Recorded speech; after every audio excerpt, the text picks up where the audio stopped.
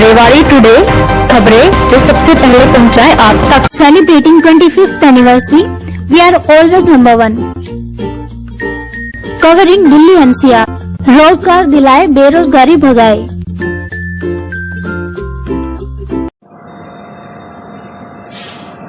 मैं सुरेंद्र इंदौरा रेवाड़ी टुडे से। नुहू में जिस प्रकार से कांड हुआ है, ये भगवा यात्रा पर जो आरोप ये हमला हुआ है, इसको लेकर आज पूरे हरियाणा में चर्चा हो। लेकर आज पूर्व जिला प्रमुख सतीश यादव ने भी पत्रकार वार्ता की और उन्होंने इस घटना को निंदनीय बताया। उन्होंने कहा कि ये जो घटना हुई है, इसकी जितनी भर्त्सना की जाए उतनी ही कम है। लेकिन जब पूछा गया कि इसके लिए दोषी कौन है, तो उन्होंने इतना ही कहा कि दोषी का तो इसमें मालूम नहीं है, लेकिन जिस प्रकार से बयान सरकार की तरफ से आ रहे हैं वो सब गलत है कि हम हर आदमी को सुरक्षा नहीं दे सकते। सुरक्षा देना सरकार का दायित्व तो बनता है, तो उसमें सरकार को इस प्रकार का बयान देने से बचना चाहिए। उन्होंने राणा इंद्रजीत सिंह के बारे में भी कहा है कि उन्होंने भी गैर जिम्मेदाराना जवाब दिया है अपना। वो दिल्ली में बैठ के इस प्रकार का बयानबाजी कर रहे हैं, लेकिन उनको ये देखना चाहिए कि यहाँ जो पहले आए नुहू में और उसके बाद सिचुएशन देखे और वास्तविकता जो भी है उसको जानने के बाद ही कुछ कहे। हथियार थे, कितना वाजिब इस तरह का?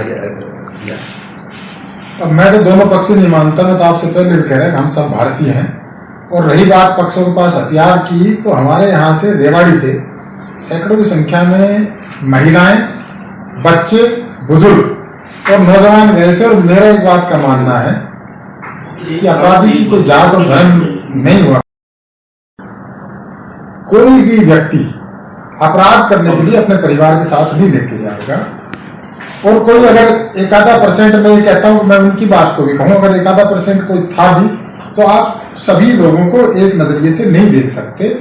और ये माननीय सांसद की नैतिक जिम्मेवारी भी है और फर्ज भी है कि वो केवल दिल्ली में बैठ के बयान ना दे कि मैंने वहां फोन कर लिया, मैंने वहां फोन कर लिया। आपको 5 वर्ष से यहाँ से जनता ने सांसद बना रखा है।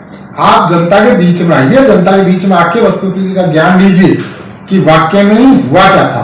आपको यहाँ किसी से टेलीफोन से किसी ने बता दिया और आपने उस पर बयान झाड़ दिया, उससे बात नहीं बनेगी। आज जरूरत है कि सभी समुदायों के साथ बैठा के शांति बहाल की जाए। और जो आप अपनी जिम्मेवारी निभाने से कहीं ना कहीं इंद्रजीत सिंह की, मैं कहता हूं कि आपके पास अगर पहले इस तरह का इनपुट या बात थी, तो आपने सरकार को आगाह क्यों नहीं किया? आप सरकार में सेंटर में मिनिस्टर हैं। आप इससे ज्यादा पावर हम क्या देंगे इलाका कि आप अपने लोगों को 6-7 घंटे वहां बंधक बने रहे, उसके बाद आप उनके जड़े को नमक छिड़कने का काम ना करें कि हम यहाँ से हथियार ले गए थे। मैं सबकी नहीं कह रहा, लेकिन मैक्सिमम लोग जो वहां गए, वहां अपने परिवार के साथ गए थे। वो किसी आपराधिक कृत्य करने के लिए नहीं गए थे, आपराधिक वारदात करने के लिए नहीं गए थे, वो भगवान के दर्शन करने के लिए गए थे। और जैसा मैंने पूर्व में भी कहा कि वहां के मेवात के सारे लोग ऐसे नहीं थे। जिस तरह जो वहां उपद्रव हुआ, वहां मेवात के लोगों में भी जो दर्शन करने के लिए जो लोग गए थे, उनकी मदद भी की, चाहे अपने पेट्रोल पंप पे रख के, चाहे बुजुर्गों ने वहां के जो कोई चाहे किसी भी जाति से संबंध रखते हो, किसी भी धर्म से, उन लोगों ने, बुजुर्गों ने भी कोशिश की कि कम से कम नुकसान हो। हालांकि उपद्रवी की कोई वो नहीं होती, वहां उपद्रव करने में उन्होंने कोई अपनी तरफ से कोई कोर कसर नहीं छोड़ी। चाहे वो रास्ते खोदने की बात हो, चाहे उनको बंधक बनाने की बात हो, चाहे पहाड़ पे चढ़ के गोलियां चलाने की बात हो, उनको किसी भी तरह से उनके कृत्य को जायज नहीं ठहराया जा सकता। अब ये काम है, जांच का विषय है। इस पे मेरा आपके माध्यम से एक बात कहना है कि इस पे SIT गठित और माननीय हाईकोर्ट या सुप्रीम कोर्ट की दिशा निर्देश में, इसलिए कि जो हमारी एक छोटे से छोटा पुलिस अधिकारी भी सक्षम है इसकी जांच करने में, वो दूध का दूध और पानी का पानी कर देंगे, लेकिन उसके ऊपर कोई पॉलिटिकल प्रेशर ना हो। इसलिए SIT और सुप्रीम कोर्ट के अधिकार क्षेत्र में, सुप्रीम कोर्ट हाईकोर्ट के अधिकार क्षेत्र में काम करे, जिससे वो बिना डर और बिना भय के काम कर सके। कोई राजनीतिक व्यक्ति उस पर दबाव डाल के उससे कोई गलत काम ना कराए। इसलिए आपके माध्यम से हम चाहते हैं कि सुप्रीम कोर्ट की दिशा निर्देश में उनके सानिध्य में इस तरह का काम हो। लोगों के सामने दूध का दूध और पानी का पानी तो हो चुका है।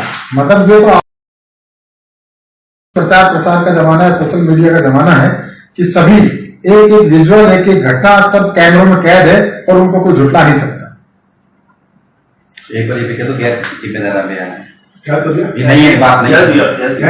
गैर जिम्मेदार है। वो शुरुआत ही हुई थी। गैर जिम्मेदार वाले निश्चित तौर पे कि आप वहां दिल्ली बैठकर आपने 1 मिनट में पता नहीं कैसे कह दिया। मैं कह रहा हूं कि मैं उनकी बात को आज भी मैं कह रहा हूं कि कोई 1-आधा% हर कौम में हर जगह है और वो अपराधी है, उसकी कोई जाति और धर्म नहीं है।